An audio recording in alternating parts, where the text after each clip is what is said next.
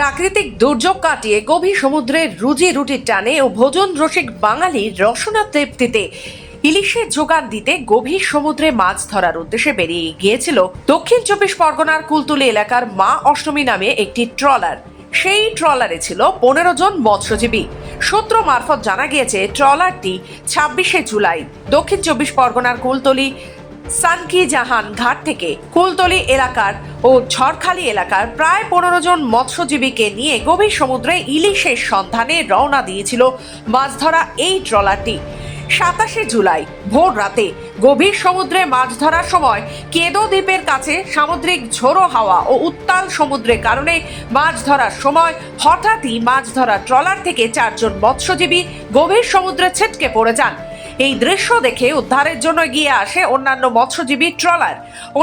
মৎস্যজীবী ট্রলারের সহযোগিতায় সমুদ্রে পড়ে যাওয়া 3 জন মৎস্যজীবীকে নিরাপদে উদ্ধার করা গেলেও ঝড়খালি এলাকায় গোপাল মণ্ডল নামে এক মৎস্যজীবীকে উদ্ধার করা সম্ভব হয়নি বলে উত্তাল সমুদ্রের কারণে মুহূর্তের মধ্যে সে তলিয়ে গেছে বলেই জানা যায়।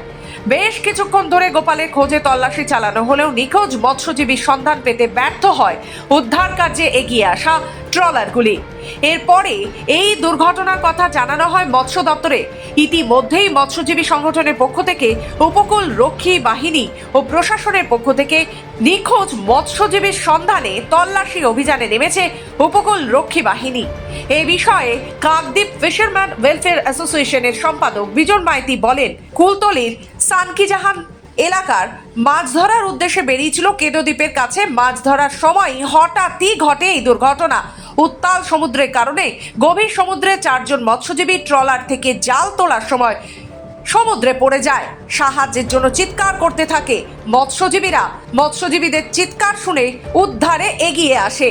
মৎস্যজীবী ট্রলারদের সহযোগিতায় 3 জনকে নিরাপদে উদ্ধার করা গেলেও এখনো পর্যন্ত এক মৎস্যজীবী নিখোঁজ রয়েছে। নিখোঁজ মৎস্যজীবীর নাম গোপাল মণ্ডল। নিখোঁজ মৎস্যজীবীর খোঁজে ইতিমধ্যেই উপকূল রক্ষীর বাহিনী ও পুলিশ প্রশাসনের পক্ষ থেকে কেদো দ্বীপের কাছে তল্লাশি অভিযান চালানো হচ্ছে। ওই 27 তারিখে সানকিজান কুলতলি থানার সানকিজান কলোনির একটা ট্রলার এফবি মা অষ্টমী, ওই ট্রলারটা সমুদ্রে মাছ ধরতে গিয়েছিল। তো ভোর 5টার সময় ওরা কেদো দ্বীপের কাছাকাছি জাল মেরে মাছ ধরছিল। সেই সময় হঠাৎ করে মানে অত্যাধিক বড় ঢেউয়ে ট্রলারটা কাঁধ হয়ে যায়। কাঁধ হয়ে যাওয়ার সঙ্গে সঙ্গে 4 জন ফিশারম্যান সমুদ্রে পড়ে যায়। তো ওই ট্রলার সহ আরও পাশাপাশি যে ট্রলারগুলো ছিল, ওই 4